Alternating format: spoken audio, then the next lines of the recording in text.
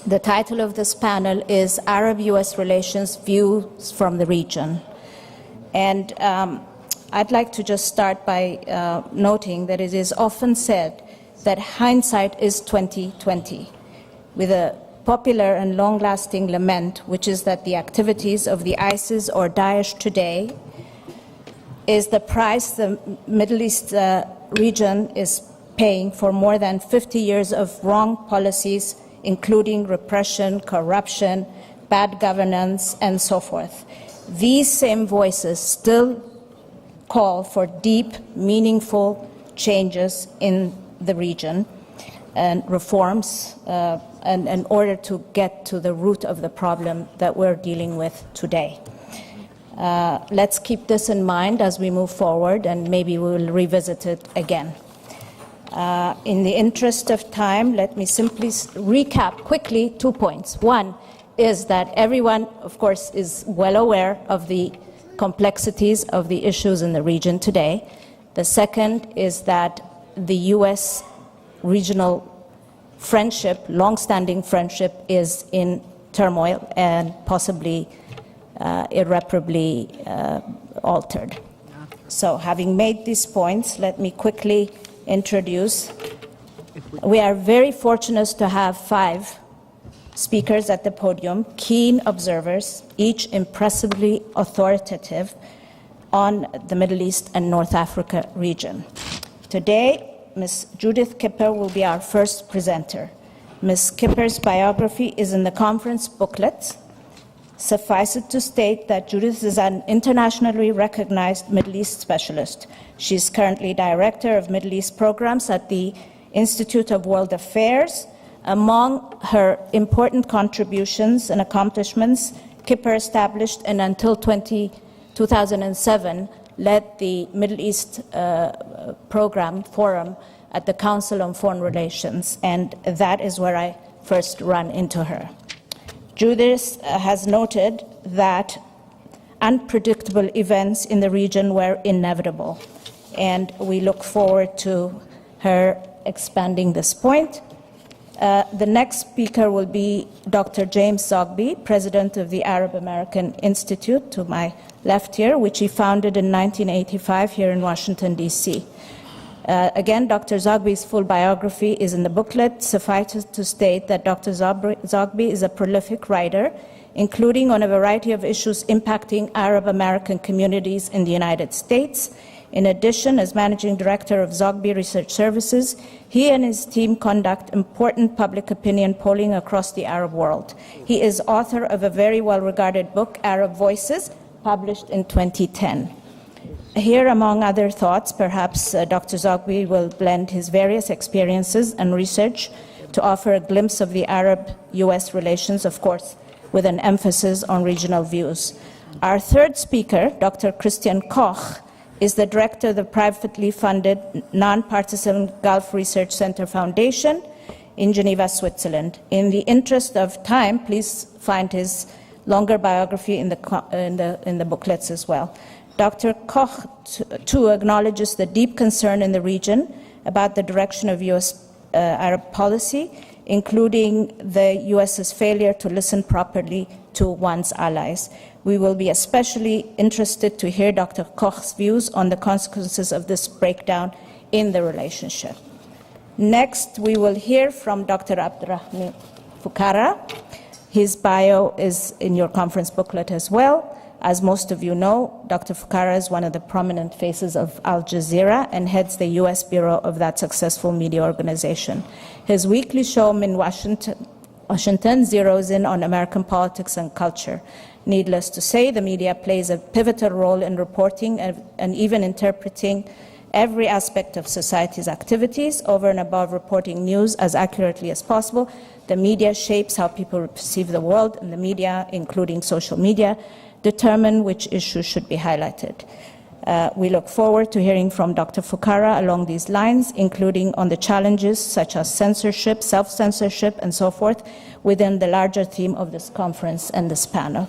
Last but not least, we have Ms. Barbara Ferguson to the left as well. As a reporter, Ms. Ferguson has covered the Middle East for 25 years. She was an embedded war correspondent in Iraq with the Marine Corps. She now continues to write for Arab-U.S, the English language daily published in Saudi Arabia. Her other professional activities are also in the booklet. Ms. Ferguson will serve as overall commentator on the presentations. Each distinguished speaker will have an opportunity to give a maximum of 10 minutes. Hopefully, we'll have time for question and answers and further discussions thereafter. Thank you very much. Thank you.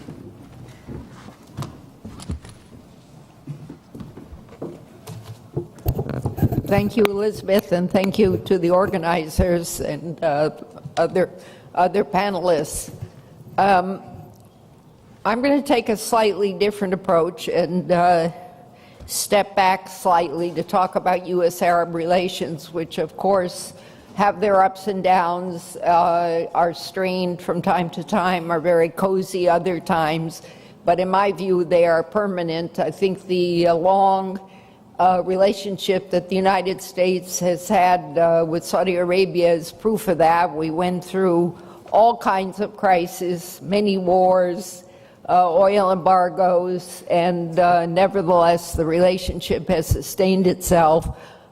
Even with differences. The United States and the Middle East are linked, and I think they will continue to be. So even when we have strained relations, and lots of people we heard yesterday said, you know, we're going to be independent, we don't need the U.S., get out, etc. Okay, you know, we'd love to, but I don't think that's going to happen. The Middle East is going through, the Arab countries are going through monumental historic change. And I admit freely, openly, and willingly that the mistaken U.S. invasion of Iraq so destabilized the area and so disrupted what was already a very tentative status quo that it speeded up the change, and it's certainly made it much more virulent. Had we not gone to make the war in Iraq, we would have been out of Afghanistan 10 years ago, and it would be a very, very different picture. But the monumental historic change that's taking place and referred to as the Arab Spring, and now has taken a more deadly turn, from my point of view, was inevitable for a whole lot of reasons. The Arab world was thrust into the international community after the 1973 war and the oil embargo, which created an incredible amount of wealth without work. It could no longer be a sleepy, quiet area. It was suddenly in the eye of the storm of the entire world, and everybody wanted to get a piece of the petrodollars, which was very, very disruptive to traditional societies.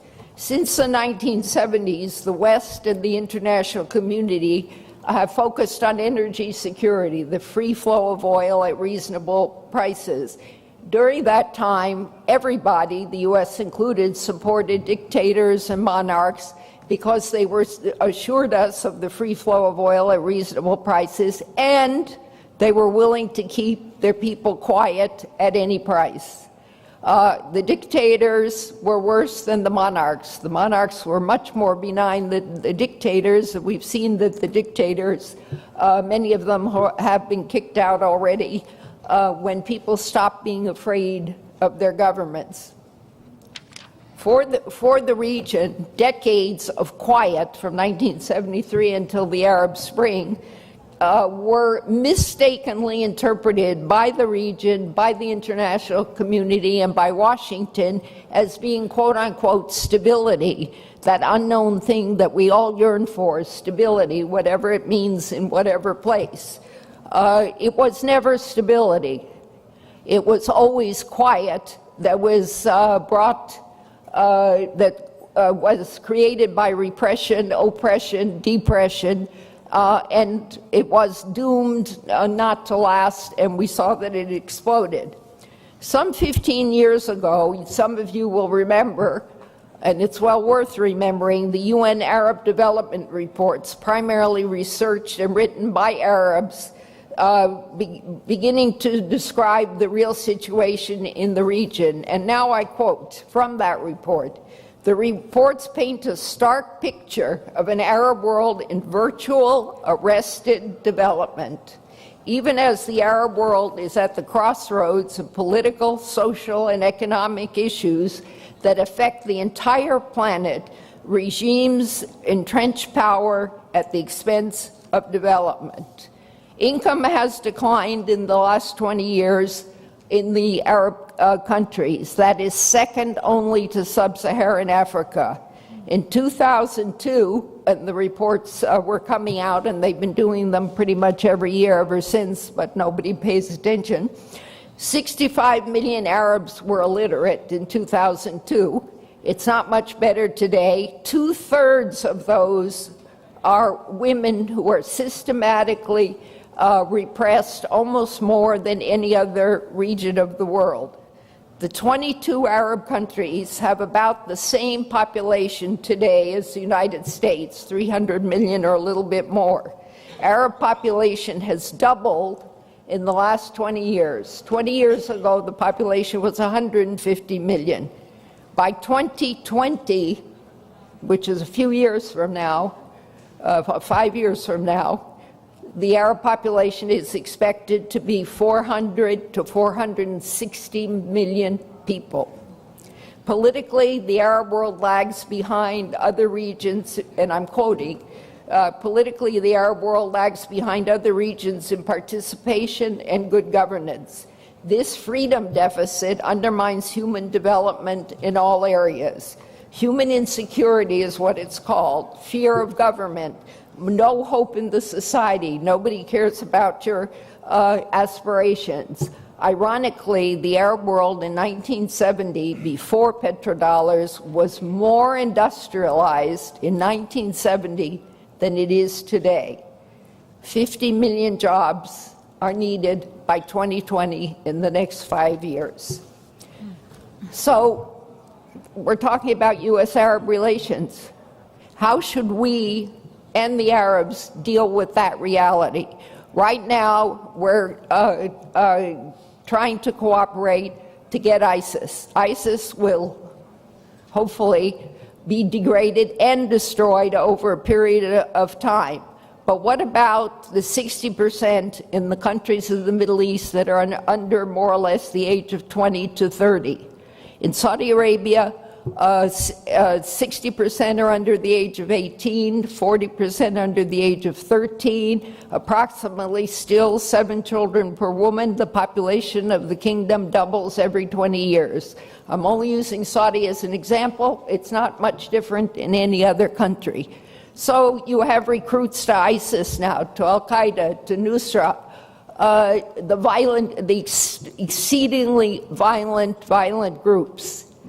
We have to fight ISIS. That's urgent, immediate, and today's goal. But what are Arab governments going to do with the remaining youth bulge that is growing up in the same undeveloped atmosphere as they did the last 30 or 40 years? Decent education that prepares you to work and to think. Civil society, so you feel like you belong to this country. Good education, civil society, some kind of participation, some kind of information about your government. None of these things have taken place. So how do we, the United States, the West, and the rest of the international community that have interests in the Middle East, like the Middle East, care about the Middle East, how are we going to work with Arab governments which have refused categorically since, let's say, petrodollars of 1974, to institute the kind of reforms that will create what we really know is stability. People who are not afraid of their government, who have an address for their grievances, who have a chance to dream. We know I come from LA, and we know very well in East LA, and it's true all over the world.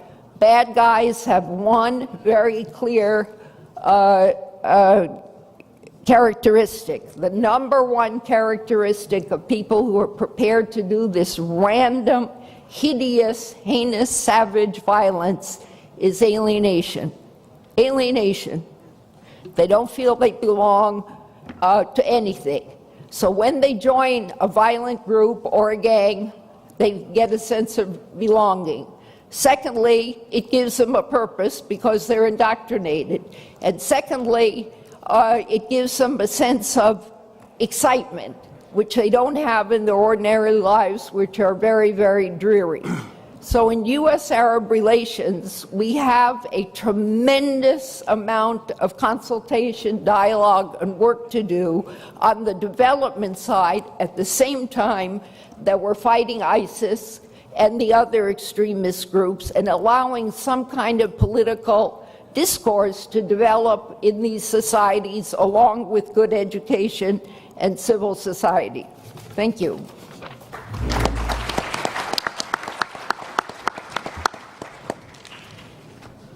Feel free to send your questions up in writing, that is, anytime. Dr. Zogby next.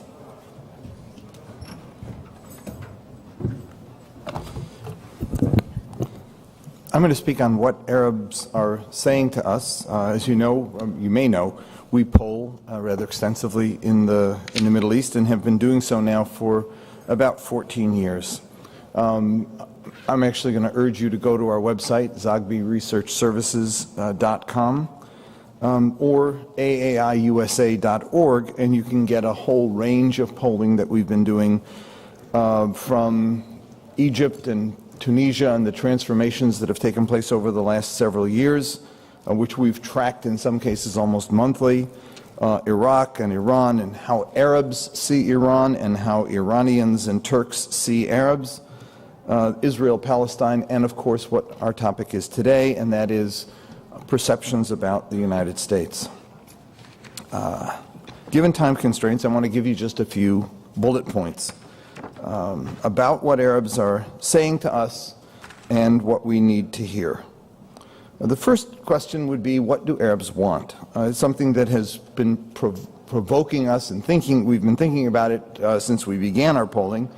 And we've polled, therefore, political concerns and values and priorities now for all these years.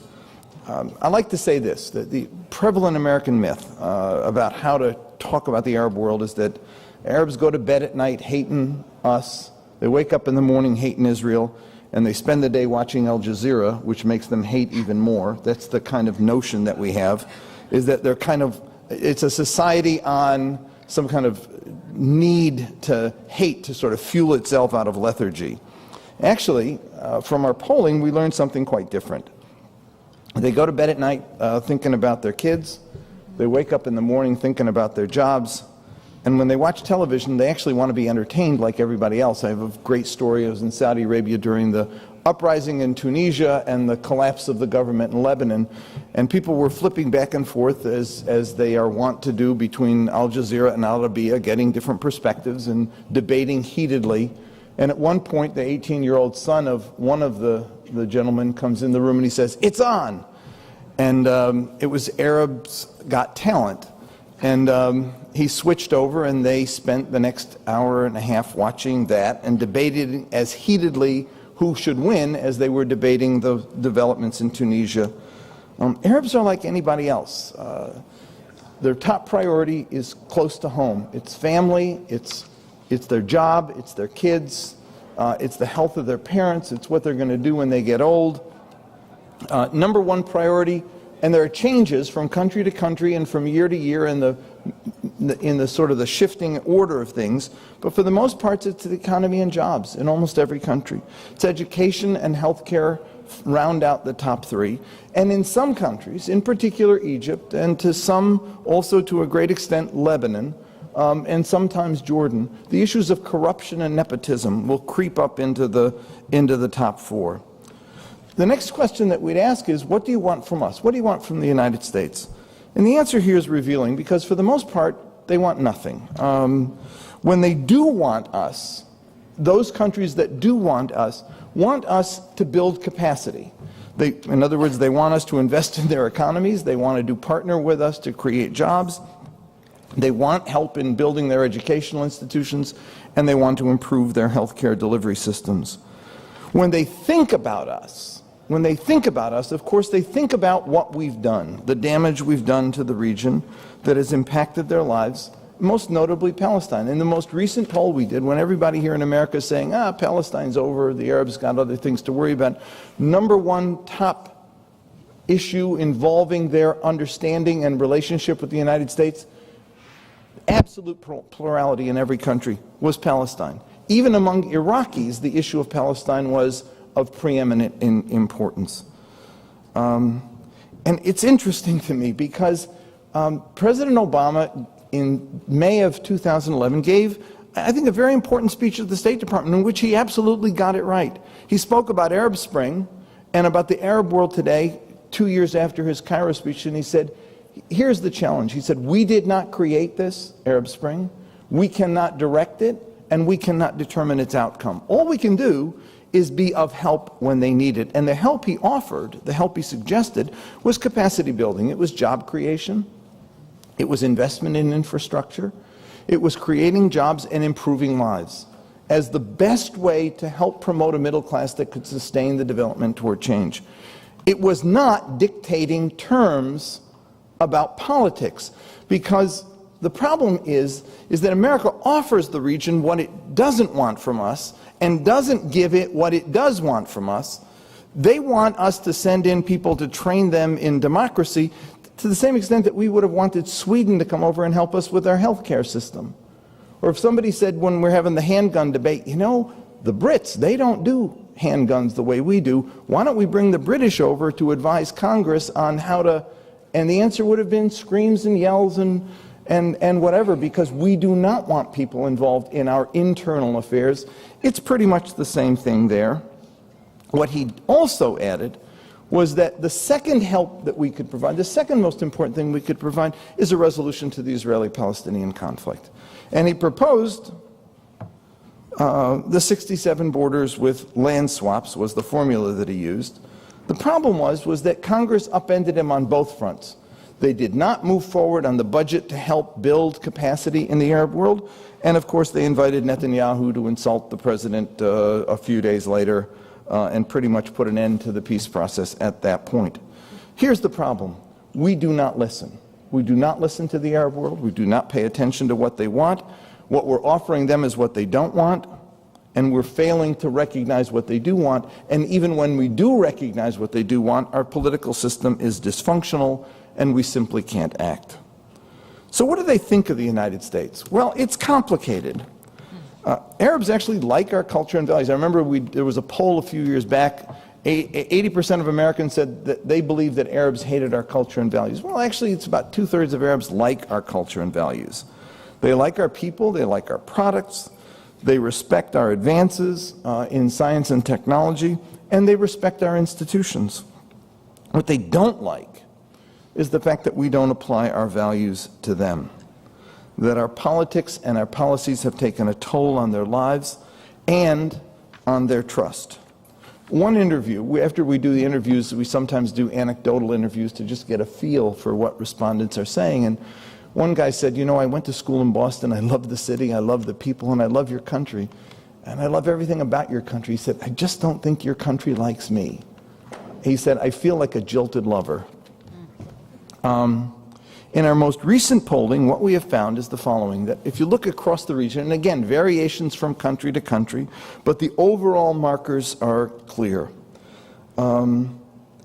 Lowest ebb was 2006, the pit of the Gulf War, of the Iraq War.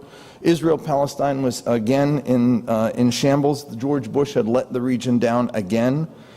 We climbed up again. Arab attitudes towards America climbed up again in 2008 after the election of Barack Obama. 2009, by the time of the Cairo speech, it was at a very high point. It plummeted again in 2010 and 2011. The levels in 2011 were almost equal to the low point in the Bush years.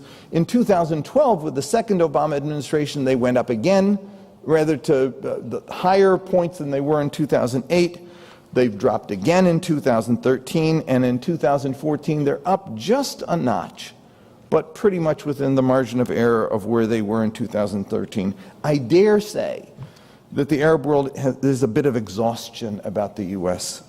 Hopes have been raised, hopes have been dashed, too many times. To be clear, there is little support, for example, for Bashar al-Assad, and barely a trace for ISIS. Substantial majorities, however, do not want American military involvement in the region. Arab governments want it, but Arab people do not. It's almost been like, we've done this before, we've seen this play out, it doesn't play well, you'll leave us in the lurch, please don't come. They prefer, what they tell us in the polls is they prefer the U.S. to lead a negotiating effort to solve the conflict in Syria. They prefer a negotiated effort to the Iranian nuclear issue. They also prefer a negotiated settlement to the Arab-Israeli conflict, but they do not have confidence or trust that the U.S. is committed to it or will pull them off. Now, we weren't polling in the 1990s, so I can't compare where we are today with where we were then. But from the earliest poll we did 14 years ago, it was clear that we were in trouble.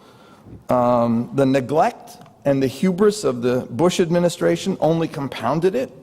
The raised and dashed expectations of the Obama years have not helped. There remains, however, a residual goodwill, but it is offset by a lack of trust and a confidence that we are serious about our relationship. In a real sense, Arabs feel that we do not care about the people of the region, their needs and their aspirations. The solution is simple. It's to listen, it's to pay attention, it's to actually show people that we do care in the policies that we promote, and then it's to act on those policies. Thank you.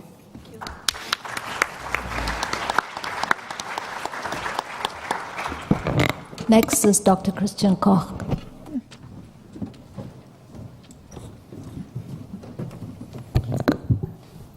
Thank you very much, and it's definitely a pleasure to be back.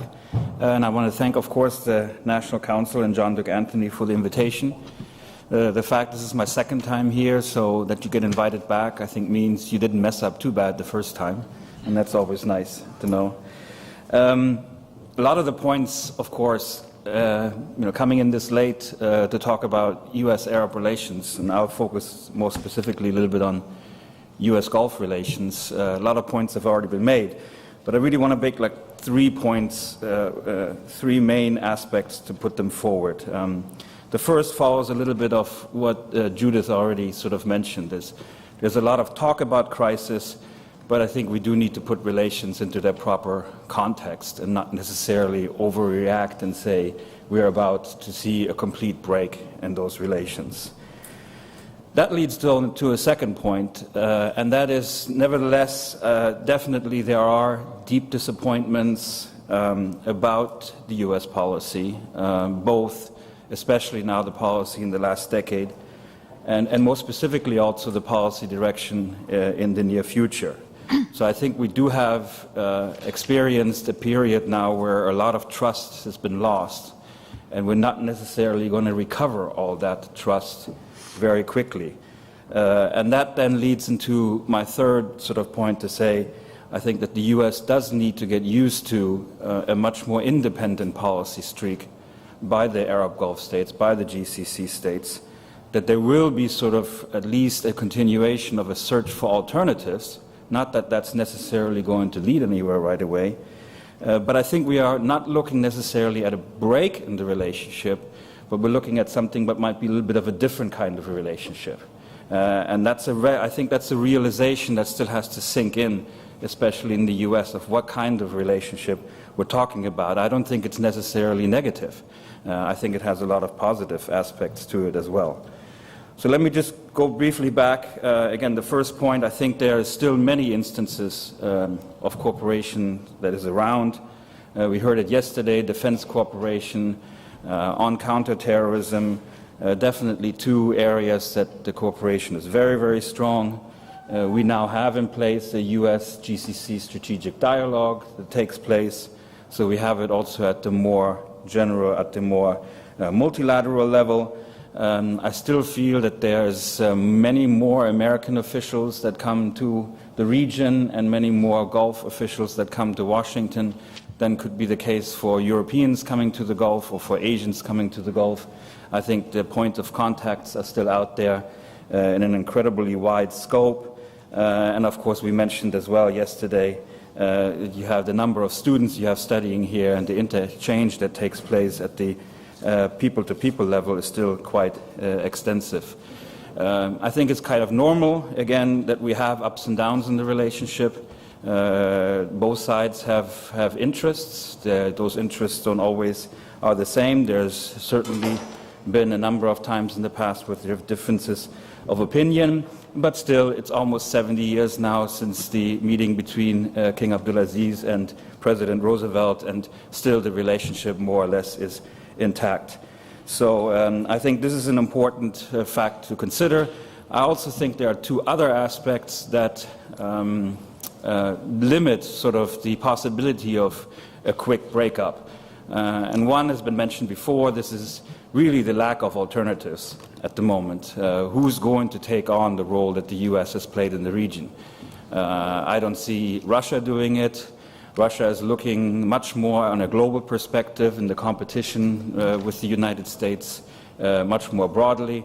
I don't see Asian countries doing it. China is more concerned, of course, to maintain its economic growth rates and expanding its business opportunities, but certainly doesn't want to expand on the political security front. The EU, of course, we still see a hamstrung organization. We might have to see what comes out of this new EU government now. We have a whole change in Brussels having taken place with a new Commission President, a new President of the Council, a new foreign policy person coming in, a new Parliament being elected. But I still don't expect that the EU is going to take on now suddenly a much more forceful role. So again, I don't see really any alternatives sort of right there at the moment. The other aspect really is a little bit more internal, and that is that I think also the GCC states have been much too complacent in the last decades to simply rely on the US, and they failed. They failed simply to build up their own capacity, whether to invest in proper institutions, into recruiting the right number of people into their governmental structures, whether to build on what really should be the basis of a strong foreign policy mechanism in place. And I think that slowly is changing. I can see it, for example, in the case of the United Arab Emirates. I think they've done some tremendous efforts here in building up policy planning unit in the Foreign Affairs Ministry and trying to think a little bit more structured about what their process looked like. I see also an expansion of the diplomatic institutes in the region in terms of training their own people and bringing in more qualified personnel. But I think we're still at the beginning of this process, and that's going to take time. So again, I think this is another limitation that we should look out for. Okay, so at the moment we have a relationship that I think is not really in a deep crisis. But that being said, of course, there are many issues that have led to sort of a loss of trust between the two sides. And we've already heard yesterday a lot of times that one of the main reasons is the failure of the United States to listen to some of the advice that has been given by its Arab allies. And I think here really the pivotal year definitely was 2003 and the decision to invade Iraq. I think it opened the eyes along a lot of GCC officials to say we don't necessarily can assume that our interests are necessarily always going to be the same, and that there is a divergence there. And we have to also realize very quickly that the decisions made in Washington can have quite deep and devastating consequences on the security of our own countries. And to simply just sit around and wait to see what those consequences are going to be is insufficient. So it wasn't just the decision to invade Iraq, but it was also the really terrible decisions that were made in the aftermath that added to the loss of trust and this realization that the GCC states also need to be a little bit more active on their own regard. And of course, what we've seen in the last decade is that one bad policy has simply followed on another. So we see the opening of Iraq to the dominance of Iran. We see the precipitous withdrawal of US troops under the Obama administration. And of course, the failure to take more forceful action in Syria and as Prince Turki already mentioned yesterday, by failing to arm the moderates, who have ended up arming the extremists. So this is the situation where we see this, where the GCC states, I think, they simply feel that they're not really part of the decision-making process, and even then, they're not being listened to at all. So why should they necessarily carry all the burden of a U.S. misguided policy? That trust is not going to be replaced very easily, and especially as the U.S. administration tries to give new assurances, really without the readiness to commit to a change in policies, I don't think we're going to see any kind of recovering of that trust in the near term. But having said that, I think this brings me then to the third point, and this is why we see all this more action-oriented, a little bit more independence by the GCC states on their foreign policy front. And I think the U.S. very much has to get used to this fact. The U.S. has called in the past for more burden sharing, but now they shouldn't be surprised when suddenly Qatar takes more independent foreign policy decisions, when the UAE and Saudi Arabia have a different position on Egypt than maybe Washington does. I think this is all should have been expected, at least. So what we have at the moment, we have a fairly solid relationship, which is supported again by the lack of alternatives and the lack of capacity on behalf of the GCC states. But we have a relationship that's moving to a different sort of relationship where we're going down the road. I think Abdullah Shayji's assertion yesterday that the GCC states are being caught between abandonment and entrapment is a real possible development, and I think we need to take that more seriously. But at the same time, I think there are a number of steps that one can take. I think the U.S., although Dr. Zabi already mentioned, they're not going to listen to you necessarily, but I think, of course, they have to take a little bit more serious the views from the region. But I think, in addition, they should also really begin to support this more independent streak in the GCC. Support in building up more of their institutional processes. Support them both at the bilateral and at the GCC level, because in the past, the GCC has proven to be a valuable ally to the U.S., and I think their independence, even if it's not always the same as U.S. policy might want, I think their independence is going to serve U.S. interests also in the road down, the longer road down the way. So I'll stop there.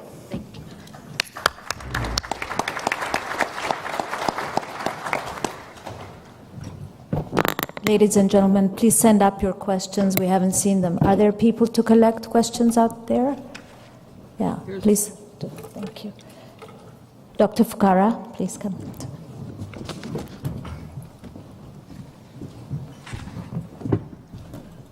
Thank you very much, National Council on U.S.-Arab Relations, Dr. Anthony. Thank you for the invite. I don't have an awful lot to add. I know you guys have had 2 heavy days with discussion and reflection, and I don't want to overburden you at the end of a busy day, so I'll make it short and sweet. But on the other hand, if you believe an Arab who says that he's going to make it short and sweet, you got another thing coming. In all seriousness, I'm going to try and make it short and sweet. Just on the issue of what is wrong with U.S.-Arab relations, I would probably sound much more sanguine today, 2014, than I did in 2010. Even back then, I was very depressed by the state of Arab-U.S. relations, but I found many fountains of optimism even within that state of being depressed.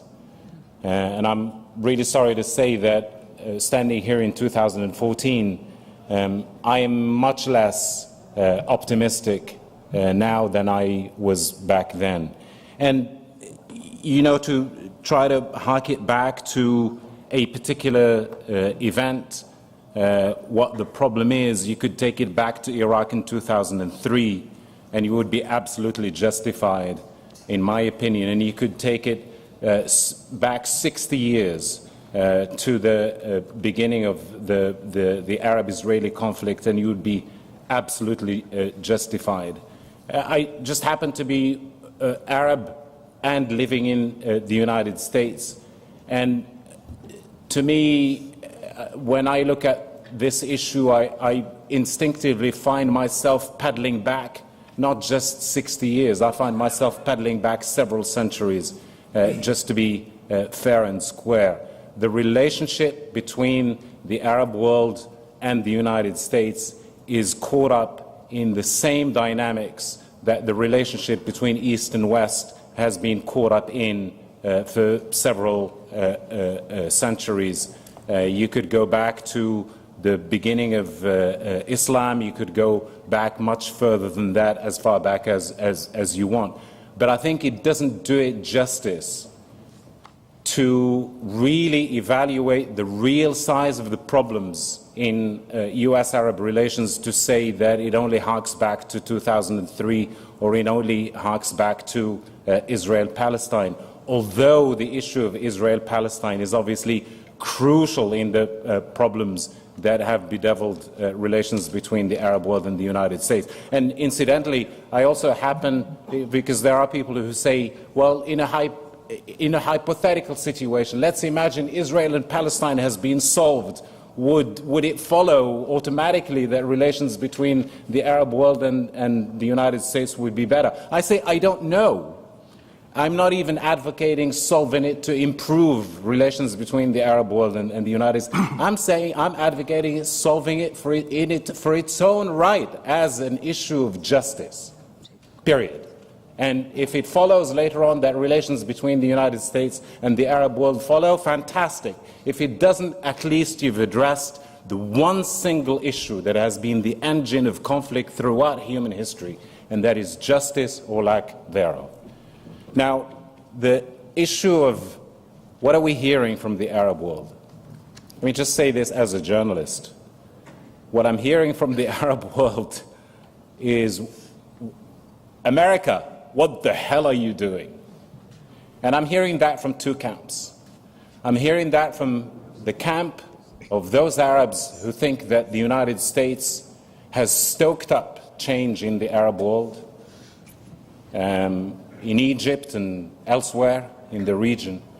But I'm also hearing it from the other camp, which is the camp of those Arabs who want change and feel that the United States is not doing enough to help bring change. And, you know, this paradigm is very familiar. I know, I've lived in the US long enough to know that this paradigm is very familiar to US ears.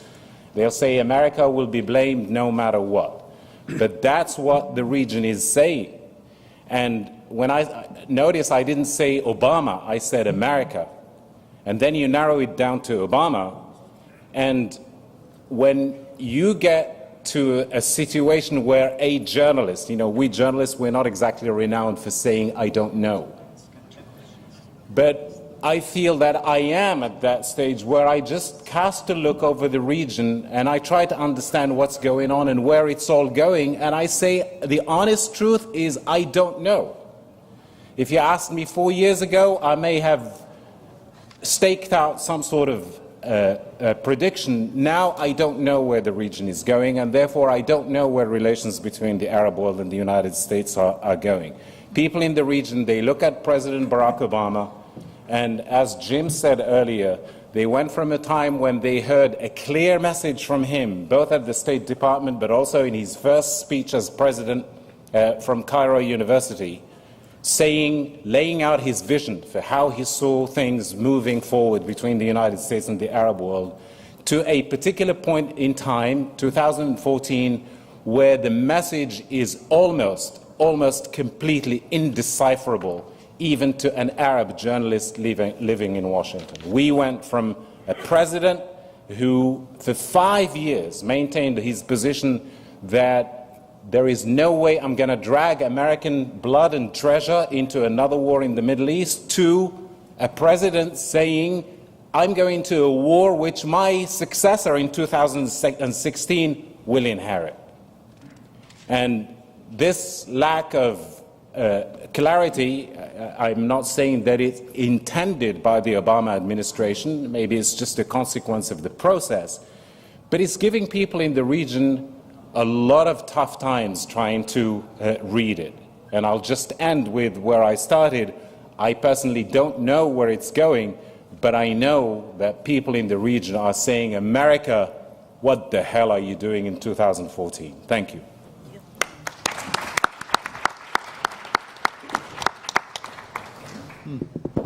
Ms. Barbara Ferguson will give us an overall commentary on the presentations.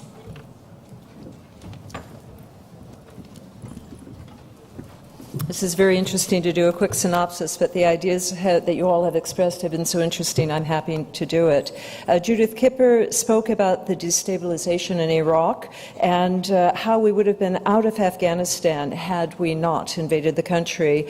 She spoke about the oppression versus stability in that region, the difficulties we've had as the U.S. government in choosing which way to go.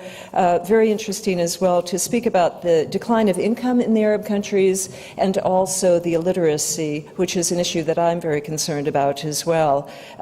Throughout the Arab world, and especially as a woman, to see 2/3 of women in these countries are becoming more and more illiterate. Another big issue for all of you to think about who are doing business in that world, that 50 million jobs, according to Judith, are needed by 2020. Dr. Jim Zogby, his polls were very interesting. I like the idea of the choral with the young child who came into the room and all of how they all started to watch Arabs Have Talent, or Arabs Got Talent, I guess that's what it's called. Oh, the things that we import in the United States or export in the United States overseas. The misconceptions that he talked about that we have in the United States for the Arab world, I thought was quite poignant. Also the questions that he asked as a pollster, what do you want from the U.S.? They don't want anything from us in regards to politics. They want us to help them to build their capacities, jobs, their infrastructures. Palestine reigns as a huge issue, and good quote, I thought, from Dr. Zogby, U.S. offers the region what they don't want. They don't want us to get involved in internal affairs, something that we don't seem to be listening to perhaps in the White House. And also, we fail to recognize what they want. When he asked the question, what do they want? They like our cultures and our values. How many times as a journalist have I heard Arabs say to me, we love you American people, we just have issue with your government. They don't want us to apply our values to them. Exactly. Why don't we ever try to understand their values? Arab folks don't want U.S. involvement in the region. That was something the Iraqi ambassador spoke to me about as well earlier. Dr. Christian Koch, I think with his interesting background, were you raised in Germany or just educated in Germany? In the very first years. In the very first years, and then you've lived in Switzerland, in the UAE, and the US, and one more country I'm missing. Nope, that's it. That's it? Okay. So he had a really interesting international perspective. I think especially poignant was the fact that he spoke not of the break in US-Arab relationships, but that it's going to be very different, and we need to be prepared for that. I would like to have a few more specifics on that as well. In the lack of alternatives, it was good to know that the Arab world is not going to reach out to Russia, China, or the EU, but I don't think we should take that for granted, and we need to work with them always as our partners. Interesting point that Dr. Koch brought up as well about the GCC states being too complacent. They've relied on the U.S. and not built up their own capacities. But this is slowly changing, and they are becoming more independent. We need to work with them to develop their independence. Again, to summarize, Dr. Koch said that the U.S.-Arab relationship is not in deep crisis, that there is a lack of trust, and the U.S. fails to listen, which is a point that Dr. Zogby brought up as well. For Dr. Foukara, I thought it was very unfortunate about the depression, but also very well founded. It is difficult to be optimistic when talking about the situation of U.S. involvement in the Arab world. And what are we hearing? What he had to say was another way of what Dr. Zogby told us, America, what in the hell are you doing? We're not doing enough to bring change that they want in the region, and we do not know where the relations are going, Dr. Foukara said. He also faulted President Obama for not giving a clearer message to the Arab world, having promised so much, and now it's become very confusing. Before I leave the podium, the ambassador of Iraq asked me to ask you as panelists 2 questions. In regards to the U.S. administration, he wanted to know, is America prepared to fight ISIL in the long run? And in regional perspective, he said, do you think that the Arabs have the stomach for soul-searching in the region, and are they willing to admit mistakes that they've made in the region? And I'll leave that to the panelists to answer. Well, seeing that you have a plane to catch, Dr. Koch, would you like to come and answer this first question? You don't? No? Okay, fine. Who would like to discuss the Iraq ambassador's questions first? You. I think that the American commitment to fight ISIL is very serious. I think the real question is, what are the Arabs prepared to do? We could send 100,000 troops there, smash ISIS. Is the problem going to go away? ISIS will pop up here and there. Maybe it'll have another name. Al-Qaeda is there, Nusra is there, violent extremism is there. So how do the Arabs mobilize, A, to defend themselves militarily and really contribute, even if it's only financially and with some other kinds of help? And secondly, it's up to the Arab countries. The U.S. cannot develop the Arab world. You have 60% of 300 million people under the age of 20. Every one of them is a prospective candidate for extremism. And I personally don't think it has to do that much with Islam, which they are simply using as a vehicle. Without a different, more modern interpretation and reformation in Islam to approach modernity, as all other religions have had in the past. It's just that Islam has to do it in front of the world. So there's 2 things to do. Everybody get together and cooperate and fight ISIS and work with Turkey so that they behave a little bit more strategically, shall we say. And secondly, to begin that process of development.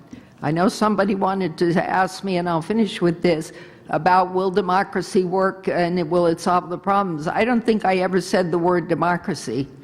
The Arab world is very, very, very far from democracy, but there are different ways to have participation so people feel they have a voice in their own society, and civil society, because civil society produces tolerance. And there is 0 tolerance in the Arab world, and that's all part of development.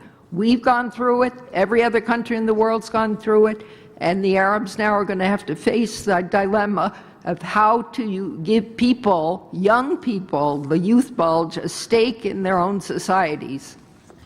Can I come in a second? Yeah, go ahead. Yes. Judith, I'm sorry. I don't want to be disagreeable, but I must disagree. I think that the statements are a bit over the top. Number one, the 60 million children under whatever are not all. The issue is there are specific causes for why this movement has come into being, and the causes are as disparate as the tumultuous mess that we left Iraq, the horrific dislocation and conflict and bloodshed that has become Syria. But it is also alienation in Europe. It is also alienation in other countries around the world where Muslims have traveled and gone to settle and found themselves permanent outsiders. There are issues here, and you know, when a young African-American guy gets out of prison and is recruited because he too is alienated and dislocated and feels a sense of frustration, The causes of this extremism are no different than the causes of extremism a generation ago, which had different names and different language. And I can't put it all on Arab countries. And in particular, the countries that are the countries that are earning the most money also happen to be the countries that actually are at least today, the most stable, and are doing pretty well, thank you. And actually dealing with issues within their midst, and it's Egypt, and it's Libya, and it's Tunisia, and it's Syria, and Yemen that had the biggest problems. And I think actually Tunisia is doing quite well, thank you. It's moving fairly well, and I think Egypt is going through a very difficult situation, which troubles me deeply. But the two big messes are the Libya and Syria, and those both happen to be ones that we got ourselves into. And I'm going to disagree with those who think that we made the mistake of not getting into Syria soon enough. I think the fact is that, you know, these revolutions that occur in societies are you either win them or you don't. Other people can't win them for you. And you know, the situation in Libya was not ripe for an alternative system of governance to come up from within to take over. And frankly, the U.S. was not going to become an occupation army in Libya to stabilize the situation until a new government came. We've already tried that twice. And frankly, it's not just we don't listen, we don't understand. And so don't ask the U.S. to do what it is not capable of doing. So your initial question is, are we going to in this fight for the long haul? I really don't know. And I'll tell you one thing. I think that the White House may be committed to it. I think there are those generals who may be committed to it. I'm not convinced American public opinion is committed to it and is prepared for it. And numbers may be 52 now, whereas they were 30 a month ago. Americans start dying, they'll drop down to 30 again, and political pressure will be such that we'll be forced to withdraw. And I think the president knew that, which is why he hesitated. The question is, these wars are not sustainable in a democracy unless there's public support. There is not public support for another. Americans are war weary and war wary. They don't want to do it again. Bush led us into 2 failed wars, cost us $2 to $3 trillion and 6,000 to 7,000 lives. They're not going to do it again. We probably made the mistake of exhausting our capital, political, military, human, and treasure, in 2 wars we couldn't win. This might be one we could, but frankly, no one's ready for it. So I'm going to let it go there. Thank you. So, as you heard, very complex, very confounding, no clear answers, but yet we want to get to some other of the panelists to answer. Yeah, yes. I just wanted to say that I reside somewhere in the middle between what Judith said and what Jim said on certain issues. I mean, first of all, the issue of tolerance, I think, and I know something about this because I'm a journalist, I think we have to be very careful when we use certain words in certain environments that may not necessarily know much about the Arab world. If you're like Judith or me, or who know the Arab world, it may be. But otherwise, I think we have to be very careful. When I go home, I'm from Morocco. When I go to Morocco or to Tunisia or to other parts of the Middle East, you know, the issue of there is no tolerance in the Arab world, that just doesn't resonate with me. I know almost everyone I meet when I go to the Arab world is tolerant. And not just in the present. There is a long tradition of tolerance among groups and tolerance among each other.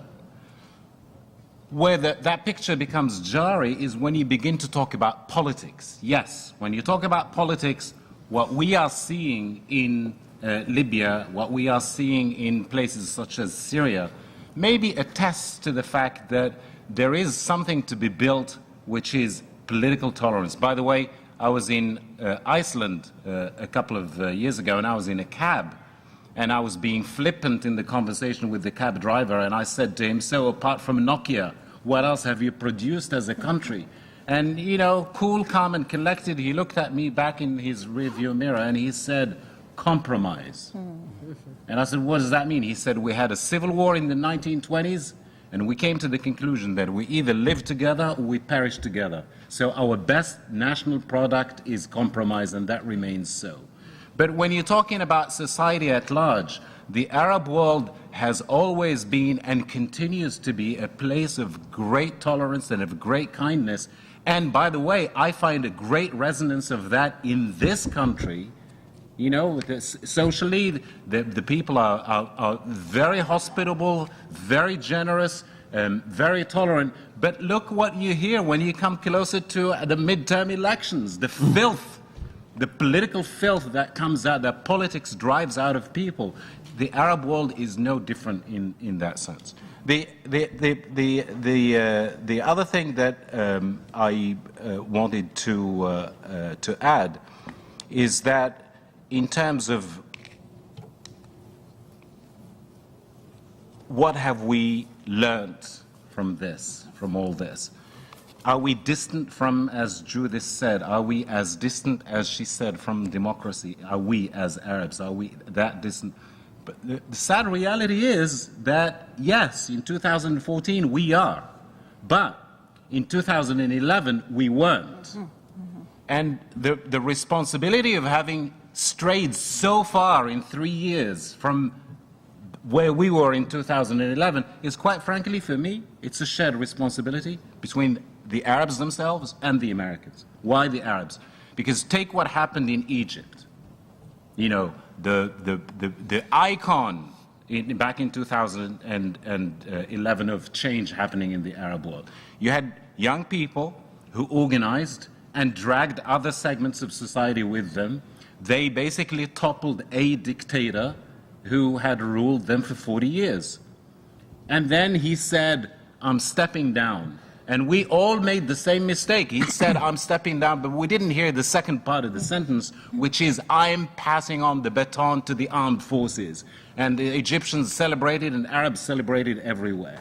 And that's the part of the responsibility that the Arabs made.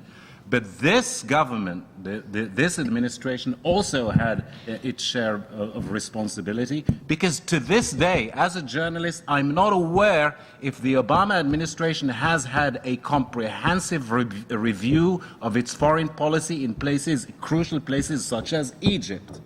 Mm-hmm.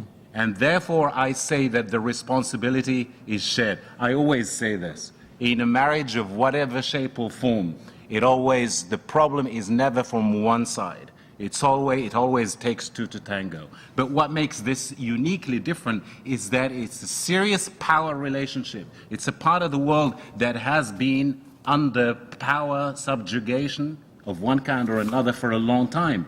And it's very difficult to come to terms with that in such a short period of time. And I'm not saying, when I say such a short period of time, I'm not saying that I'm optimistic about the future. I'm just making a statement of fact.